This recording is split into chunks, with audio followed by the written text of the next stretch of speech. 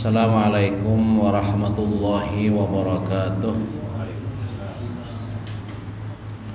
Innal hamdalillahi nahmaduhu wa nasta'inuhu wa nastaghfiruh wa na'udzu billahi min shururi anfusina wa min sayyiati a'malina. May yahdihillahu fala mudilla lahu wa may yudlil fala hadiyalah. Asyhadu an la ilaha illallah wahdahu la syarikalah wa asyhadu anna Muhammadan abduhu wa rasuluh.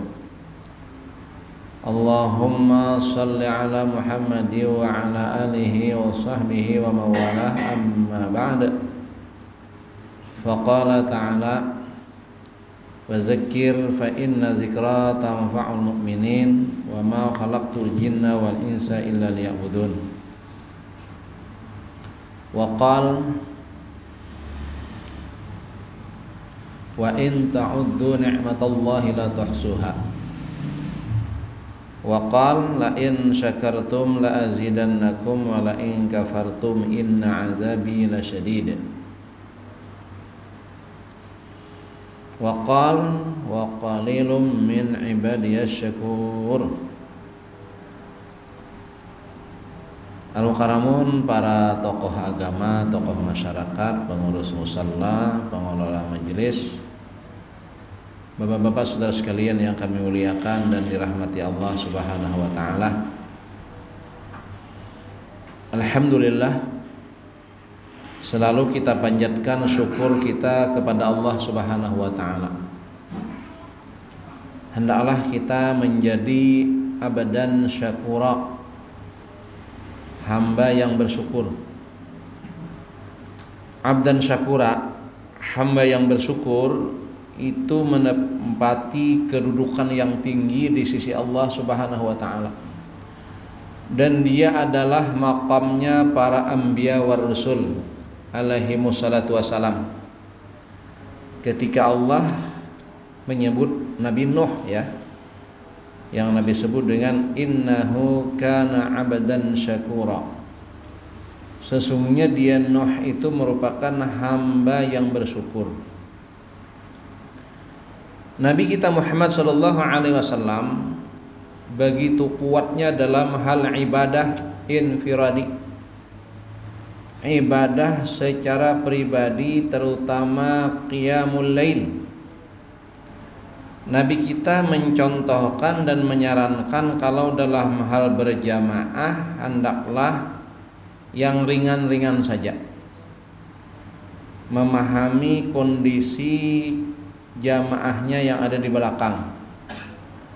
Makmum kita ini ada yang sudah berumur, sudah tuha.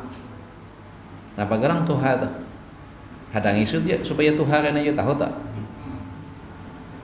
Kalau sudah tahu toh kondisi orang tua itu kayak apa? Nah itu baritan. Kadang-kadang nih di antara tuha itu apa? Pengamihan kan, rancak membuang tuh. Nah. Rupanya sudah daya tahannya tuh sudah mulai aus kan. Nah, kalau nang anum nih kaum arit lawas. Nang tuha kadang-kadang awak. Nah, satu itu pertimbangannya orang tua itu kan kada kawal lawas berdiri, maka diringankan. Mungkin juga ada yang berkeperluan, berkepentingan, apalagi masjid-masjid pinggir jalan yang jemaahnya tuh kadang-kadang musafir, mereka yang ada motor box singgah kan, ada truk. Nah, jadi mereka itu tentu ada keperluan. Mun kita balawas-lawas kasihan. Itu. Jadi ada cerita ya di satu wilayah itu, tentu di wilayah Timur Tengah sana kan. Ada seorang imam itu ditampar jemaahnya. Tampar jemaah. Nah, itu kan. Akhirnya sampai ke khalifah. Dipanggil si pemuda tadi. Kenapa ia menampar imam? Jadinya salah imam. Dia ini suatu pagi, suatu subuh ada keperluan mau safar. Cuma karena saatnya salat subuh berjamaah dia ikut. Ternyata si imam salat subuhnya itu membaca surah Al-Baqarah full, sesurahan sampai limpat sampai matahari terbit. Lewat waktu sembayangnya tadi, ya kalau dalam boleh saja Bang, asal takbiratul ihramnya. Dalam waktu salat subuh kan, saking panjangnya sembayang nih, kawan mah kamam, hendak tulak tadi, lawasnya ini. Cuma sudah karena sudah ketentuannya. Ternyata setelah salam imam berdiri, maaf, sembahyang kita ulang. Saya tadi kada ingat berwudu. Sudah lawas, seakannya dianggap ada sah. Mestinya kan dosa daripada ke jamaah seorang aja, jamaah sah sudah mereka kan. Cuman bebawaan sembahyang kita tadi kita ulang. Tunggu, aku tadi gak ada berwudu, aku berwudu dulu. Nah, apa dah sore kawan. Sudah kalawasan dianggap ada sah pulang. Apa kawan jadi khalifah nyawa nang salah. Memang bujurinya wajar kalau ditampar orang. Nah, itu. Jadi jangan tapi panjang. Imam tuh kan bacaan nang wajar-wajar ikutlah. Sunnah Nabi itu kayak apa? Nah, Nabi kalau infiradin enggak. Nabi salahnya panjang. Kalau surangan banyak kan kesaksian Sayyidina Anas, hadis itu kesaksian istri beliau sendiri Aisyah itu kan, kesaksian daripada Abdullah bin Abbas itu mengenal kayak apa sembahyang malamnya Nabi itu. Di antara yang nyata secara fisik, kaki Nabi sampai bengkak kaki Nabi itu kelamaan berdiri ketika sholat malam. Dalam kondisi seperti itu dikomentari, ada riwayat oleh anak beliau Fatimah radhiyallahu anha dan ada yang riwayat komentar daripada Sayyidatuna Aisyah radhiyallahu anha selaku istri, ya Rasulullah, kenapa pian sampai ke begitu beribadah? Kan itu. Apa jawaban Nabi?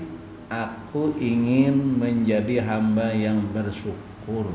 Nah, itu. Jadi supaya masuk ke dalam kelompok abadan syakura. Kita pengikut Nabi Muhammad SAW mengimani para anbiya wa rusul yang diutus oleh Allah Subhanahu wa taala. Tentu kehidupan mereka teladan bagi kita. Dan kita diperintahkan oleh Allah untuk bersyukur, la in syakartum, supaya kita bersyukur terus dengan nikmat Allah Subhanahu wa taala. Nah, jadi kita dalam hal ini pertama dalam rangka bersyukur itu tahaddus bin ni'mah. Menyebut-nyebut nikmat, mengenang-enang kebaikan. Jangan fokus kepada masalah lalu hidup masalah terus mengeluh kayak Pak Jual hari ini, Pak. Oh iya, jangan kayak itu. Kayak apa hari ini, kekeringan awak nah rusak itu. Banyak sehat kalau itu kan. Jadi kita harus fokus kepada nikmat dan kebaikan Allah yang banyak diberikan kepada kita. Kita hidup ini, nah sepanjang hidup ini kada pernah lepas dari nikmat. Indikasi hidup itu apa? Bernafas. Nih, nafas ini ada tanda kehidupan. Hendak tahu nilai nafas, hendak tahu nilai pahinakan tuh pian nang pernah ke rumah sakit tuh. Mudahan jangan adalah memakai nang pakai tabung tuh nah. Nang diadak ke hidungnya nah. Itu kan tabung hanya tahu harganya pernapasan, bayar di rumah sakit bayar. Selama ini pernah bayar lah, ada pernah. Kalau bayar berapa kira-kira? Ayo, semalaman di rumah sakit pakai itu. Waktu kita mau pamit bayar. Nah itu selama ini kita sepanjang kehidupan kada pernah bayar. Itu nikmat Allah, maka kita mesti bersyukur selalu kepada Allah. Makanya dalam sholat kita dengan ucapan alhamdulillahirabbil alamin. Selesai sholat kita dengan alhamdulillah. Ala kulli hal kita selalu dengan alhamdulillah. Nah, setiap hal keadaan yang kita rasakan adalah nikmat yang mesti kita syukuri. Jadi lebih banyak fokus kepada nikmat, dan nikmat itu memang banyak. Ya, la tuhsuha, kada kau menghitung yang namanya nikmat itu. Coba bandingkan nih antara sehat dan sakit selama hidup kita nih. Banyak sehat ke banyak sakit kah? Banyak sehat. Kalau toh sakit juga punya hikmah sebenarnya. Nah itu kayak flu tuh. Kita sakit flu. Flu tuh kalau kita mau hayati itu sebenarnya nikmat Allah. Coba setiap obat flu tuh apa indikasinya? Mesti ngantuk. Berarti suruh istirahat, suruh guring. Jadi kalau kita sakit flu berarti kita sudah over tenaga, berarti sudah nih keuyuhan. Lalu kena, mau istirahat aja. Makanya kita disuruh istirahat 3 hari. Lebih 3 hari hanya ke dokter. Itu Allah, berarti ini ada penyakit. Kalau itu aja suruh istirahat aja. Itu kata kuncinya. Minum air putih hangat kan? Atau dicampur dengan jeruk nipis atau jahe. Nah, sudah bawa guring istirahat aja. Izin dulu kan, ada rehan, ada sedikit kurang enak badan itu kan. Sehat. Jadi sebenarnya penyakit itu sendiri sebenarnya bisa dikategorikan nikmat dari Allah. Nah inilah kita jadi ingin pertama kita mengajak selalu bersyukur kepada Allah dan menjadi abdan syakura. Nah termasuk besok 17 Agustus. Nah ini nikmat berkat rahmat Allah yang maha kuasa. Itu tertulis di alinea kedua pembukaan Undang-Undang Dasar 1945 yang menyatakan bahwa kemerdekaan adalah merupakan rahmat, berkat rahmat Allah yang maha kuasa. Jelas tuh dengan jujur para the founding father kita menyatakan bahwa ini anugerah Allah, wabil khusus kepada kita kaum muslimin, karena kemerdekaan adalah perjuangan para pahlawan, para orang-orang yang mendapatkan pahala. Pahlawan itu asal kata pahlawan. Bila ujungnya wan itu menunjukkan orang.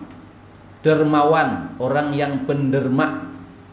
Hartawan, orang yang banyak harta. Wartawan, orang yang mewartakan. Pahlawan, orang yang dapat pahala. Syuhada berarti ini terkait dengan seorang muslim. Jadi kemerdekaan ini adalah hasil usaha, perjuangan dan pengorbanan para pahlawan plus syuhada atas negeri kita ini. Itu harus kita akui, ini milik kita ini. Disyukuri ini. Disyukuri kemerdekaan ini ya. Karena dia adalah anugerah Allah yang besar untuk kita. Kalau ada yang bertanya, sejauh mana peran kaum muslimin terhadap kemerdekaan Republik Indonesia? Maka kesan pertama yang bertanya ini kita tahu sejarah. Mungkinnya datang luar negeri kah, datang di mana kah, hanya hidup kah, itu kan. Wajar aja bertanya. Nah lalu boleh jelaskan. Kalau sampean mau tahu sejauh mana peran kaum muslimin terhadap kemerdekaan Republik Indonesia, mari kita sensus makam pahlawan. Makam pahlawan ada setiap daerah. Dari Aceh sampai kita sini ada. Ada tingkatnya nasional Kalibata. Tingkatnya provinsi Landasan Ulin. Tiap kabupaten punya. Nah, siapa yang berkubur di sana? Yang terindikasi pejuang kemerdekaan, pejuang mempertahankan kemerdekaan. Jadi pahlawan kita ini ada yang merebut kekuasaan, ya, merdeka dari penjajahan, itu pejuang kemerdekaan namanya. Lalu fase setelah 45 sampai tahun 65-an itu masih kisroh, masih kada karuan lagi penataannya nih, banyak masih yang merecoki gitu nah ini pahlawan mempertahankan kemerdekaan. Di mana mereka dikuburkan? Di makam-makam pahlawan. Sensus, siapa namanya, agamanya apa, siapa namanya, agamanya apa. Tata terus, insya Allah pasti mayoritas Muslim. Bahkan ada yang berinisial kiai, tuan guru, pimpinan pondok, santri-santri, itu ada. Terutama yang fase al-65an PKI. Nah, musuh besar kita itu, musuh besar Republik Indonesia itu PKI. Nah, itu banyak membantai ulama, ustadz, santri pondok, karena bersebelahan dengan keyakinan mereka itu, kebijakan mereka itu. Ya, dibasmi nih kaum muslimin. Tapi Allah Maha hebat dalam mengungkap semuanya itu. Nah, itu kan, itu perannya. Jadi kita harus menjadi tuan rumah sendiri. Kaum muslimin jangan lalai, harus tetap isi dengan mengambil semangat para pahlawan kita. Apa semangat mereka itu? Adalah semangat berjuang dan berkorban. Ini harus kita warisi. Kalau sampai ke sini pembahasannya, maka identik dengan Hijriah. Ini kita masih tahun baru Islam nih, Muharram masih nih. Nah, Muharram ini dikenal dengan tahun baru Islam, mengingatkan kembali tentang hijrah Nabi Muhammad SAW. Jadi proses hijrah, kisah hijrah dengan kisah kemerdekaan kita itu ada identik nilai-nilai yang ada di dalamnya. Hijrah itu juga adalah upaya untuk merdeka. Merdeka dalam mereka menegakkan kalimatullahiyal ulya. Karena di fase Mekah, 13 tahun di Mekah, itu kaum muslimin diintimidasi, ditekan, dijajah gitu, tidak bebas, tidak merdeka. Bahkan fase Mekah ini ada fase namanya fase diam-diam, senyap-senyap, takutan, menyampaikan keislaman itu semua ditutupi. Nah, itu ini fase Mekah. Prosesnya berjalan sampai 13 tahun kurang lebih, tidak ada kemajuan. Kaum muslimin tidak eksis gitu, bahkan tambah brutal cara mereka setelah wafatnya paman beliau Abu Thalib, yang selama ini membekengi beliau kan sebagai tokoh Quraisy gitu kan. Walaupun dia tidak masuk Islam, tapi secara dukungan moral itu membuat ketar-ketir juga yang kelompok yang bersebelahan dengan Nabi kita ini. Nah, itu kan. Dan meninggal ketika itu. Termasuk istri beliau yang selama ini juga mendukung lahir batin. Itu kan. Nah, semakin dahsyat sehingga ada peristiwa pembantaian keluarga Ammar ibnu Yasir, syuhada pertama, Sumayyah radhiyallahu anha, itu dibantainya oleh Abu Jahal. Peristiwa penyiksaan Bilal bin Rabah kan, itu wah luar biasa. Kaum muslimin ditekan. Nah, akhirnya Nabi kita ingin bebas dari kondisi seperti itu, lalu mencari jalan hijrah, mencari suaka perlindungan keluar dari kota Mekah. Karena kota Mekah merupakan zona tidak aman, zona tidak aman terhadap tauhid, terhadap iman. Dan ini orang-orang baru ini, Nabi mengkhawatirkan juga. Oke lah, sebagian tahan dengan iman dibunuh. Yang saya selamat ditebus itu Bilal bin Rabah. Itu bisa selamat kan, dibelinya oleh Abu Bakar lalu dimerdekakan. Sementara yang lain gimana nih, berpikir tentang hal itu, ya Nabi kita cari suaka, cari perlindungan keluar Mekah. Yang dekat itu Taif. Ternyata Taif kita tahu cerita Taif ya, tidak sebagaimana yang diharapkan. Lalu ada negara yang berdaulat di luar negeri sana, Habsyah, mencoba ke sana. Ternyata di Habsyah ya menerima memang sebagai tamu, sebagai rekan sejawat gitu. Tapi Islam tidak bebas karena mereka sudah menganut agama yang definitif, Nasrani gitu kan. Jadi ya sama-sama Samawi, tapi beda dalam hal keyakinan itu. Jadi mereka tidak serta merta menerima apa yang disampaikan Nabi. Begitu keadaannya. Nah, alhamdulillah ya, peristiwa haji tiap tahun, kumpulnya orang-orang Arab ke ke Mekah dimanfaatkan Nabi untuk dakwah. Maka tahun ke-11 kenabian itu ada yang masuk Islam, itu adalah kelompoknya dari Yasrib, dari Madinah. Terjadilah Bai'atul Aqabah yang pertama, Baitul Aqabah yang kedua. Lalu mereka pun masuk Islam dan mendukung Nabi, berjanji setia dan menawarkan bagaimana Nabi dan sahabat hijrah ke Madinah. Nah, itu ceritanya. Akhirnya diputuskanlah hijrah ke Madinah, proses hijrah begitu rupa. Dan ingat, ini adalah perjuangan dan pengorbanan yang sangat luar biasa. Makanya dikenang sebagai tahun dalam Islam oleh sahabat Nabi kita. Ditetapkan oleh Sayyidina Umar penetapan tahun hijrah supaya dikenang, menginspirasi kepada setiap muslim bahwa Islam adalah hasil perjuangan dan pengorbanan. Puncaknya apa? 8 tahun kemudian, tahun 8 Hijriah, tepatnya tanggal 10 Ramadan, Mekah yang dulu ditinggalkan Nabi, yang dikuasai kaum kufar, itu bisa dibebaskan. Tanggal 10 Ramadan tahun 8 Hijriah digambarkan dalam surah An-Nasr. Iza jaa nasrullahi wal fath wa ra'aitan nasa yadkhuluna fi dinillahi afwaja. Itu gambaran Fathul Mekah. Apabila datang pertolongan Allah dan kemenangan, maka engkau melihat orang-orang memasuki agama Allah berbondong-bondong. Abu Sufyan, musuh besar dalam perang Uhud, masuk Islam. Khalid ibn Walid, panglima perang yang mengalahkan pasukan Nabi di Uhud, masuk Islam. Ikrimah bin Abu Jahal, ya, masuk Islam. Wahsy, pembunuh Hamzah radhiyallahu anhu, itu juga masuk Islam. Itu kondisi Fathul Mekah.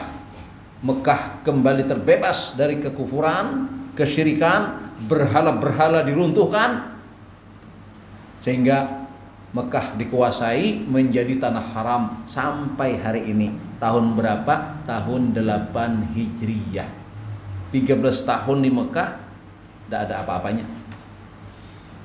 8 tahun hijrah diserang. Serang tahun ketiga hijrah, perang Badar. Tahun kelima perang Uhud, disusul perang Khandaq, perang Ahzab, bersekutu orang-orang Quraisy dengan Yahudi, dengan Nasrani, mereka bersekutu untuk melenyapkan Islam. Ternyata kemenangan. Puncaknya Fathul Mekah, berkat hijrah, perjuangan, merdekalah kita. Nah, seperti itu. Nah, termasuk Indonesia juga berjuang dan berkorban mereka itu. Nah, cuma ada kata kunci yang lain, tidak cukup berjuang dan berkorban. Itu. Kalau berjuang dan berkorban sudah. Di Banjar, perang Banjar, ada pahlawan Pangeran Antasari, ada Pangeran Hidayatullah dan keluarga justru diasingkan, dibuang ke Jawa sana. Nah, di Sulawesi ada perjuangan, dibuang Syekh Yusuf ke Afrika. Perang Diponegoro kalah, Diponegoro dibuang ke Sulawesi. Punya begitulah terjadi. Apa masalahnya ini? Lalu disadarkanlah para pemuda-pemuda yang terdidik, yang sudah artinya sudah terpelajar, berpikir tidak cukup perjuangan seperti ini. Harus ada persatuan. Itu ceritanya. Maka tahun 1928 terjadilah Sumpah Pemuda. Apa isi Sumpah Pemuda? Tanah air yang satu, Indonesia. Tanah air kita ini luas. Nih, se-Nusantara nih 17.000 pulau lebih. Dengan lautan yang macam-macam namanya, dari yang dalam sampai surut begitu. Itu disatukan. Harus atas nama Indonesia. Bahasa, macam-macam bahasa. Seluruh Indonesia nih, di Kalimantan aja macam-macam bahasa. Bahasa Banjarnya macam-macam bahasa. Sajalur aja nih, Alabio, Amuntai, Kalua, lain bahasanya. Nah, itu macam-macam. Semuanya mengalah. Harus satu bahasa Indonesia. Suku bangsa macam-macam, suku bangsa Indonesia bersatu. Nah, itu kuncinya. Puncaknya 17 tahun kemudian, 28 ke 45, 17 lelah. Nah, 28, 45, 17 tahun kemudian Indonesia merdeka berkat kebersamaan, bersatu. Demikian hijrah Nabi itu kaum muslimin terkelompok dua bagian besar, muhajirin dan ansor. Muhajirin pendatang yang datang dari Mekah ke Madinah, ansor penduduk Madinah yang menolong mereka ini. Ini dipersaudarakan Nabi, disatukan, bersatulah kedua belah pihak ini menjadi ikatan ukhuwah yang sangat kuat sehingga kemenangan.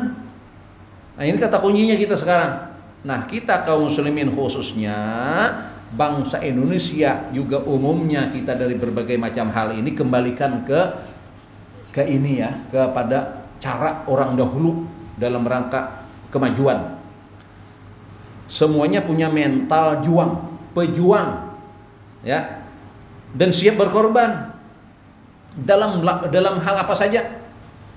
Ini harus kita sadari semua, nang legislatifkah, yudikatifkah, eksekutifkah, jangan sampai berpikir hanya untuk mencari keuntungan pribadi, golongan, ataupun hanya keluarga saja. Nah, yang terjadi kan sekarang kayak itu, lalu lamban, stagnan kemajuan kita ini. Jadi Indonesia ini agak lamban kalau dibandingkan itu. Padahal dulunya kan semacam revolusi itu, sebuah perkembangan yang pesat. Nah, namun ketika kepentingan itu sudah tidak lagi atas nama pengorbanan untuk bangsa, ya, nah itu berbahaya. Ini yang sedikit penyakit yang terjadi terhadap bangsa kita. Jadi berpikirnya itu untuk keuntungan pribadi. Makanya ada koruptor tuh. Koruptor itu adalah dalam rangka orang yang mencari keuntungan pribadi. Kalau orang itu berpikir sebagai pejuang bukan korupsi, malah berkorban. Yang di kantung keluar, kayak pian ngurus masjid musalane, nah harus pakai prinsip itu. Bila kada pakai prinsip itu, pak kada apa-apa, kada jadi kayak ini. Kenapa kita bisa menikmati sebuah tempat yang begitu sejuk, nyaman sekarang, jemaahnya nyaman? Kenapa? Pasti itu kata kunci kita berkorban di sini. Ini ngurus musala, ngurus masjid harus berkorban. Mohon maaf, jangan sampai pernah ada terpikir untuk mencari keuntungan dengan proyek. Masjid kita ada proyek pembangunan nih. Wah, ini kesempatan ini. Nah, ini bahaya. Ini musim korban nih. Kita aja penitianya, kita nyaman, membelantik. Bila kayak itu pikirannya, innalillah sudah. Itu tidak akan ada kemajuan. Nanti ketidakpercayaan. Nah, masyarakat kalau nggak ada percaya, majar. Sapinya kayak itunya. Harganya makanya larangnya, dibanding-banding di lain kita pelarangnya, tapi sapi kita halusnya. Lalu orang curiga dan bujur, kecurigaan itu bujur misalnya nih hilang teras. Nah, dia orang ada lagi, kada rame lagi. Coba kita berkorban, jangan mengambil keuntungan dari sana. Kita mau rusiakan tuh luar biasa nilainya, lihat pahala yang ada di sisi Allah itu nah. Nah itu, jadi kalau pakai itu pola pikirnya, semangatnya berjuang, itu akan maju. Kan pesat itu, cepat. Orang bangun masjid misalnya bertahun-tahun, kita sebentar aja, karena orang nyaman, percaya. Dan orang sekarang nyaman nyalurakan untuk ibadah itu nyaman, hendak benar. Mun ada, sekarang tinggal kalih misalnya. Kuliah orang, mun ada nang kau dipercaya, cepat pian. Kayak apa supaya kata kunci itu cepat berhasil? Semuanya dengan landasan berkorban. Ini setelah terkumpul sumbangan dipotong 10%. Memang mencari kehidupan dari sana. Ampun maaf ini kadang-kadang kalau itu pola pikirnya. Kononnya bertahun-tahun tuh menanai halawit tengah jalan. Karena ada untung. Kita kan usaha pakai itu. Tapi tepat. Karena semuanya dengan dasar berkorban, intinya itu. Ini kita ingin inspirasi hijrah Nabi, inspirasi kemerdekaan, itu harus ditanamkan dalam setiap jiwa kita. Bahwa setiap kita diberikan tugas apa misalnya, PNS kah? Sebagai PNS itu kayak apa kita memajukan negeri ini dengan status kita? Artinya di situ harus ada semangat berkorbannya. Kalau kita dinabobokan dengan nyamannya mobil dinas, rumah dinas, wah itu melihat kawan lain, pimpinan lain bin hanyar, hendak yuna hanyar itu, wah habisan sudah. Ya nang kayak sekarang ini. Nah itu apa anggota DPR mau pensiun minta apa? Minta terakhir itu biasa Pak. Nang diberikan terakhir apa? Cendera mata. Orang cendera mata tuh saikhlas surang. Ini kada betagih. Minta cincin. Mun saikong badua ini berapa anggota DPR 500 misalnya. Sebuting cincin berapa kali berapa? Miliaran. Jadi kada ada semangat juang itu. Orang justru nang di tangan dikorbankan. Bahari itulah ulama tuan guru nang mimpin masjid itu nang di tangan nang dilulus. Kalau ceritanya kayak Ahmad Dahlan apa kursi di rumah dijual untuk dakwah. Coba tahu kalau kisahnya tak? Dijual kursi. Itu al jihad tuh nak balulus nih. Nah makanya al jihad namanya. Itu orang dulu makanya maju. Semangatnya itu yang kita pertahankan hari ini. Maka sudah dipesankan, hidupkan Muhammadiyah, jangan hidup dengan Muhammadiyah. Kayak itu lah, itu semangat itu, inspirasi buat kita. Jadi kalau kita berorganisasi, kita yang berkorban untuk organisasi, jangan mengambil keuntungan dari organisasi itu. Sekarang, ya begitulah kira-kira. Kayak apa? Kadang-kadang ada organisasi namanya aja, aktivitasnya enggak ada. Itu yang kita kerja nyata itu. Nah ini satu pesan lah dari semangat kemerdekaan, semangat hijrah itu berkorban. Dan mari kita bersatu. Jangan mau diadu domba. Itu adalah politiknya setan, iblis. Itu politik iblis memecah belah kita. Dan politik penjajah. Penjajah punya politik Belanda itu apa? Divide et impera dulu dalam sejarah. Divide et impera ojar. Nah, itu bahari kita ingat benar. Itu politik penjajah nih. Memecah belah. Itu Aceh itu paling solid dulu dan paling susah dikuasai oleh penjajah. Itu Aceh. Kalau Banjar ini cepat karena dulu pecah. Mohon maaf, ada ngaran ulun tamjid kedua kata. Itu buat Belanda itu. Nah, itu gara-gara berkhianat itu kan. Itu dipecahnya ada yang pro Belanda, ada yang memang bertahan untuk rakyat gitu kan. Kalau bertahan kayak Pangeran Hidayatullah, tangkapnya, usirnya. Terus sampai raja tangkap itu berarti ada pengkhianat di bawahnya itu. Aceh solid itu. Lalu mereka mencari cara. Berarti ini yang membuat solidnya mereka ini karena iman, karena Islam. Karena agama, karena keimanan. Nah, sumber agama mereka ini mana? Di Mekah. Maka seorang Belanda yang namanya Snok Horgoronye ngarannya. Itu pura-pura masuk Islam. Berubah dokumennya semuanya dengan nama Islam, Abdul Ghaffar ngarannya. Ya, Abdul Ghaffar. Itulah ke Mekah. Ngaji di situ. Ngaji bidang ini, ketemunya. Oh, dalam Islam ada khilafiyah. Ini nih caranya nih. Lalu dibikinnya perbedaan pendapat itu diulah pada itu biasa. Perbedaan mazhab khilafiyah dalam hal fikih itu kan. Itu biasa sudah mulai zaman sahabat. Zaman Imam Mujtahid itu sudah biasa. Oleh mereka ini digunakan. Ini orang yang hendak merusak pola pikir setan ini. Nah itu dibikinnya supaya ini senjata mereka untuk mencerai-beraikan. Nah yang satu ya politik belah bambu. Ini tak bagus, ini itu salah. Oh bagus kita, nah itu salah. Nah saling menyalahkan. Sudah. Kalau sudah tafarruq, sudah menyalahi hukum. Allah berlepas dari mereka, jauh dari pertolongan Allah, dikuasailah mereka. Itu. Sayyidina Ali pernah bercerita seperti ini ya. Menjelang meninggal beliau, untuk mengingatkan umat supaya hati-hati, lalu beliau bercerita. Kata beliau, ada 3 ekor sapi.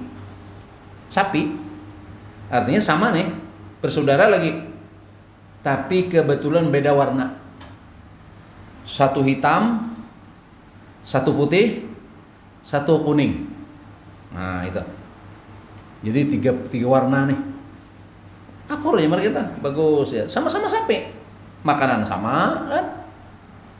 Jenis sama. Cuman yang membedakan warna. Kayak apa singa ini untuk bisa menaklukkan 3 ini selama mereka bertiga.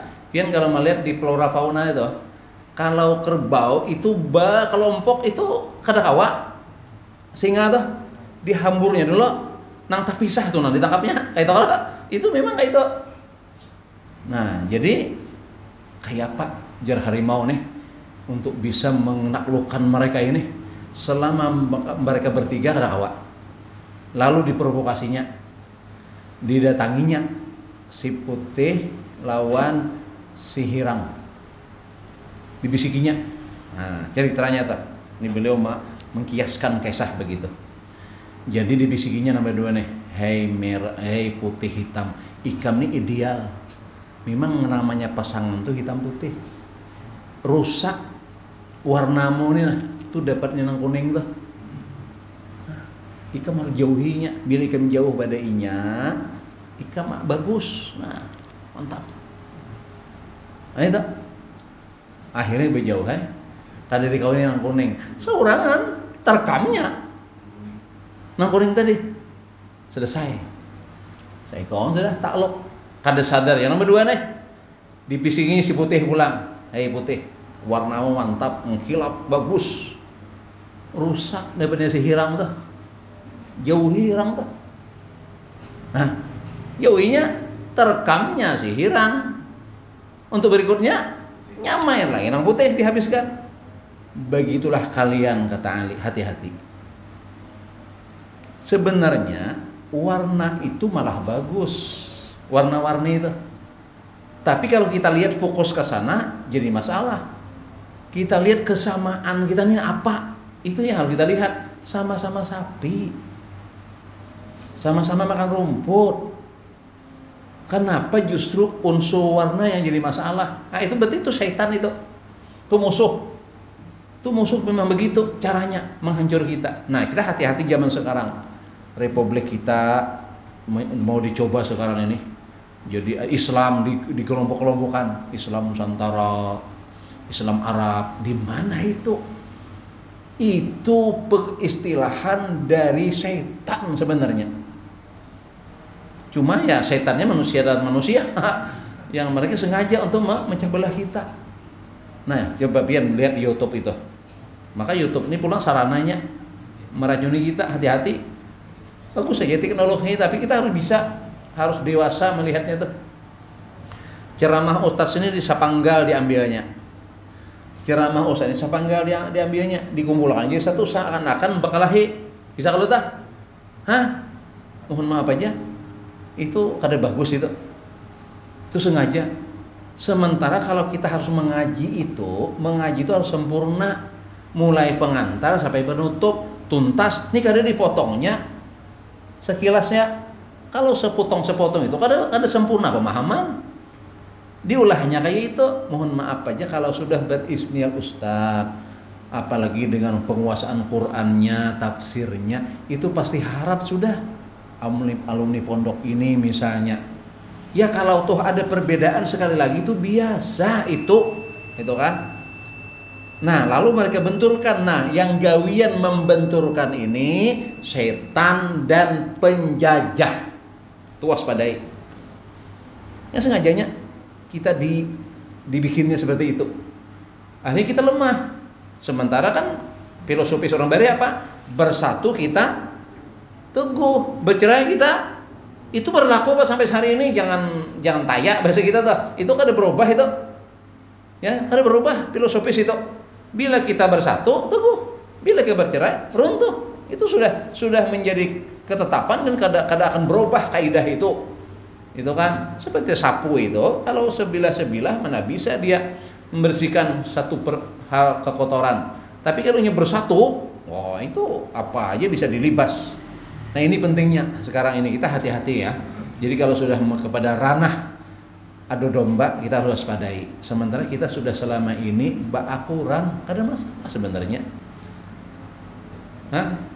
Pendiri Nahdlatul Ulama Syekh siapa? Hasyim Asy'ari dengan Ahmad Dahlan itu saguru. Ya, pun benar sangat. Luar biasa lagi informasi itu. Nah, ini yang besar di Indonesia, ini hanya diaduk. Hati-hati kita pemusuh. Selama ini sudah bagus saja. Nah, cuma masing-masing punya sudut pandang. Cara tradisionalis untuk membina ini, cara yang modern begini. Akhirnya kalau kita bersatu sangat bagus sebenarnya. Bagus. Nah, itu. Jadi punya bidang masing-masing. Yang satu punya semangat pengalaman bikin rumah sakit, bikin perguruan tinggi kan. Yang satu kajian kita kuning gitu. Akhirnya semuanya. Nah, hari ini banyak lagi pejuang-pejuang lainnya, insyaallah kalau semuanya dengan dasar lillahi ta'ala ke manhaj sunnah, insyaallah ujung-ujungnya kalau memang sunnah yang dikembangkan akan satu. Dan apabila yang kada itu akan secara otomatis kita tak pinggir gini. Emas itu kalau bujur-bujur emas kena akan jadi perhiasan. Nang mana kada emas itu keluaran semua itu dari proses. Tapi mau kada proses ya dalam tanah ya mas ya. Ada perubahan, tidak ada harga. Jadi nilai Islam akan berharga ketika nanti akan tumbuh berkembang dengan perjuangan masing-masing hari ini, dengan lahan dan lapangan masing-masing. Jadi lahan lapangan dakwah ini luas. Kada kita sentuh semuanya, kita kada bisa. Nah makanya penting saling menghargai, menghormati sesama Islamnya. Tadi dengan semangat hijrah, sesama Indonesia ya kita agama-agama di Indonesia ya saling menghormatilah. Jangan ini kada topik pembicaraan mak nyambati orang. Nah ini coba bang di saurang aja dah. Nang Islam, nang Kristen, kembangkan ini ada Islam mahantam, Kristen mahantam gak Islam, kan ada kesudahannya. Coba tuh sama-sama memperbaiki itu. Nah. Maka kalau dalam prinsip iklan lah itu melanggar kode etik. Artinya kalau rinso sampaikan rinso baik. Oh nang itu kada baik, nah kada boleh lagi dah. Kaina ulang sabun nang lain gitu juga. Ya, ayo jo situ. Kaina masyarakat melihat tahu seorang ternyata tak bagus ini. Iya seorang merasakan kena. Nah kita dakwahkan Islam. Iya melihat kena. Kalau memang baik pasti akan jadi pilihan. Tapi yang kada baik pas tabuang seorang. Nah itu. Tapi jangan menyambati. Mai kelanakan rinso nang disambati soklen. Sariki soklen itu melanggar kode etik periklanan. Nah kira-kira begitulah. Jadi mari kita kembangkan. Wah Islam kita ini yang berkemajuan ya, yang berdedikasi sama pengorbanan dan juga mengutamakan persatuan dan kesatuan. Insya Allah itu yang musuh-musuh itu kalah itu. Kalau kita bersatu. Nah itu cukup, waktu sudah Isya. Terima kasih atas waktu dan perhatian, mohon maaf. Dan selamat menyambut Hari Merdeka 77 tahun Indonesia dalam merdeka dan pembangunan. Semoga selalu dalam ridha Allah Subhanahu wa taala sebagai negeri yang berdaulat, baldatun thayyibatun wa rabbun ghafur. Amin ya rabbal alamin. Subhanakallahumma wa bihamdika asyhadu an la ilaha illa anta astaghfiruka wa atubu ilaik. Wassalamualaikum warahmatullahi wabarakatuh.